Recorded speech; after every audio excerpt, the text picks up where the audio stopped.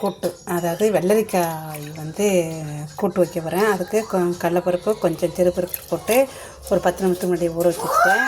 இங்கிட்டு வந்து வெள்ளரிக்காய், தக்காளி, பூண்டு, வெங்காயம் எல்லாம் ஒட்டுக்க போட்டு எல்லாத்தையும் ஒன்றா போட்டு குக்கரில் விசில் வைக்க போகிறோம். பாருங்கள், எல்லாத்தையும் போடலாம். என்னடா வித்தியாசமாக சரி, ஓகே, குட். அதனால் நான் இன்றைக்கி வித்தியாசமாக என்ன சமைக்கலான்னு போனான்னு நினச்சேன். இன்றைக்கி முட்டைக்கோஸ் கூட்டு வைக்கலான்னு போனேன். அதுக்குள்ளே ஃப்ரிட்ஜில் வந்து குக்கம்பர் நிறையா இருந்தது. வெயில் காலமாக இருக்கா சிட்னியில். ஸோ வெயிலுக்கு குக்கம்பர் உட்காந்து யாரும் வெட்டி சாப்பிட்டுட்டு இருக்க மாட்டாங்க, டைம் எடுக்கிறது இல்லை இங்கே. அதனால் பச்சை மிளகா 2, பச்சை மிளகா 2, ஆமாம், இது வெங்காயம் எல்லாம் ஒட்டுக்க போட்டு விசில் வைக்க போகிறோம். போட்டாச்சு, வெயிட் பண்ணுங்கள். பாருங்கள், எல்லாம் போட்டாச்சு. அதுக்கு வந்து கொஞ்சமாக மஞ்சள்தூள், அதுக்கப்புறம் கொஞ்சமாக சீரகம், அப்புறம் அதுக்கு தேவையான உப்பு ஒரு ஸ்பூனு போட்டிருக்கேன்.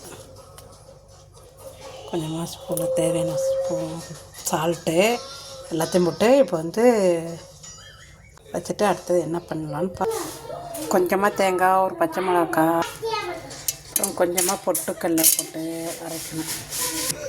கொஞ்சமாக பொட்டுக்கடலை போட்டாச்சா,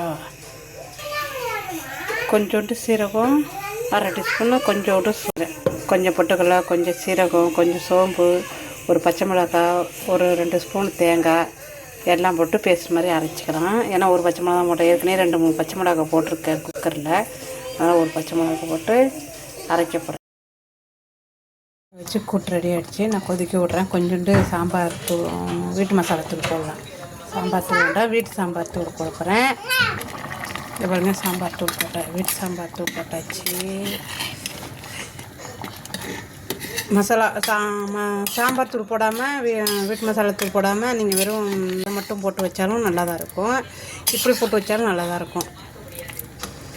நான் வந்து கொஞ்சம் சாம்பார் தூள் போட்டேன். ஏன்னா பட்டு விட்டு சாப்பிட்றான்னு தெரியாது. கொஞ்சம் ஃப்ளேவர் வந்து மசாலா தூள் போட்டு வச்சா சாப்பிட்டாலும் சாப்பிடுவாங்க. இப்படி வச்சாச்சு. இது சத்தே கொதிக்கட்டும். அதுக்கப்புறம் அரைச்சி வச்சுருக்க பேஸ்ட்டை கொட்டுவோம். இந்த மசாலா வாசனை வரும்ல, இது கொஞ்சம் கொதிக்கட்டும். இங்கிட்ட அரிசி வந்து விட்டுருக்கு. இப்போது அரைச்சி வச்ச தேங்காய் அரைச்சி ஊற்றிடுவோம். கட்டடாக இருக்குது. தேங்காய் அரைச்சி ஊற்றாமலே செம்மையாக இருக்குது. இப்போ தேவைக்கும் பார்ப்போம். கொஞ்சம் கடுகு போட்டுட்டு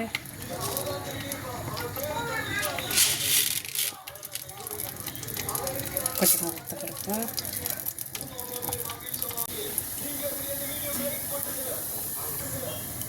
வந்துட்டு வெங்காயத்தூள். ஏன்னா கடலைப்பருப்பு போட்டுக்கோம்ல, வாயு, அதனால் கொஞ்சம் வெங்காயத்தூள் போட்டாச்சு. இனிமேல் தாளித்து கொட்ட வந்துடும்.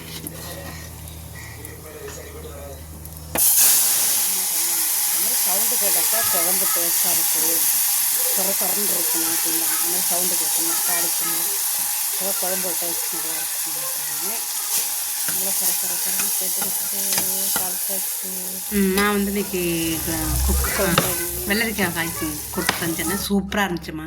எங்கள் வீட்டுக்காரங்க வந்து கண்டே பிடிக்கிறேன்னு வெள்ளரிக்காய் தானா அப்படின்னு, அந்தளவுக்கு டேஸ்ட்டாக இருந்தது. பட்டும் ரொம்ப லைக் பண்ணி சாப்பிட்டான். யாரெல்லாம் குக்கம்பர் கூட்டு வச்சு சாப்பிட்டீங்களோ மெசேஜ் பண்ணுங்கள், கமெண்ட் பண்ணுங்கள். பட் நான் ஃபஸ்ட் டைமாக நான் பண்ணேன். என்னோடய ஸ்டைலில் எப்படி வைக்கிறதுன்னு தெரியல. நானே ஒரு ஐடியா பண்ணி நானே பண்ணேன். பட் டேஸ்ட்டு வேறு லெவல், செம்ம. பட்டுக்கு ரொம்ப பிடிச்சிருந்தது. சாப்பிட்றான்னு என்னமோ தெரியாதுன்னு நினச்சிருந்தேன். ஏன்னா சில குழந்தைங்க வந்து சாப்பிட மாட்டாங்களா காய், இந்த மாதிரி போட்டு வச்சு கொடுத்தோம்னா பருப்பு போட்டு ரொம்ப லைக் பண்ணி குழந்தைங்க சாப்பிடுவாங்க.